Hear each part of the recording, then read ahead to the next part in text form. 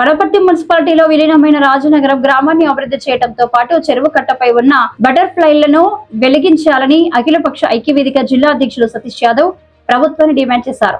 మంగళవారం అఖిలపక్ష ఐక్యవేదిక ఆధ్వర్యంలో రాజనగరం చెరువు కట్టకు సందర్శించి అధికారుల అలసత్వాన్ని ప్రశ్నించారు. ఎమ్మెల్యే మెగారెడ్డి స్పందించి వెంటనే చెరువు కట్టపై లైట్లు వెలిగేలా చర్యలు తీసుకోవాలని, విలీన గ్రామమైన రాజనగరానికి మున్సిపల్ ఆదాయంలో 40% నిధుల ద్వారా గ్రామ అభివృద్ధికి చొరవ చూపాలని కోరారు.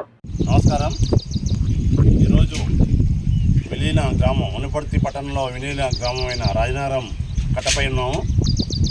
ఈ కట్టను గతంలో నిరంజన్ రెడ్డి గారు కట్టను ఏర్పాటు చేశారు, లైట్ వేశారు, సంతోషం. ఈరోజు ఈ కట్ట మీద రాజనగరం ప్రజలందరూ ప్రయాణం చేస్తారు. కానీ విలీన గ్రామాల్లో వనపర్తితో కలుపుకున్నాక వనపర్తిలో వచ్చే ట్యాక్సులు 40% గ్రామాలకు పెట్టాలి, విలీన గ్రామాలకు పెట్టాలి. ఈరోజు ఆ ఫండ్స్ అనేది పెట్టకుండా ఈ గ్రామాలకు ఏం చేయకుండా ఉన్నారు. గతంలో కౌన్సిలర్లు పోరాడిన ఉడక ఈ నిధులు రావడం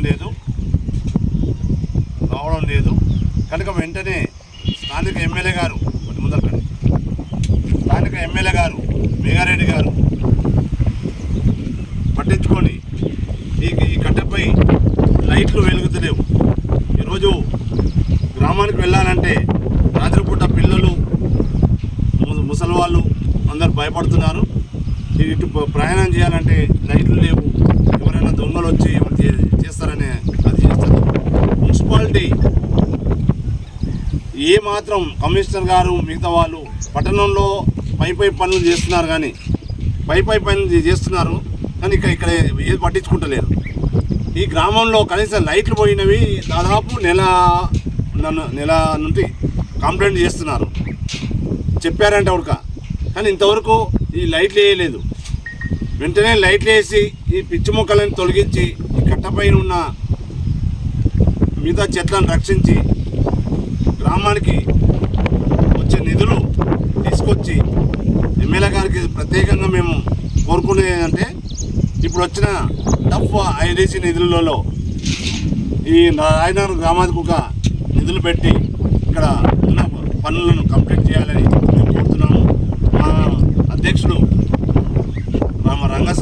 రామస్వామి గారు పిలిచారు, వారికి ఒక మాట మాట్లాడతారు.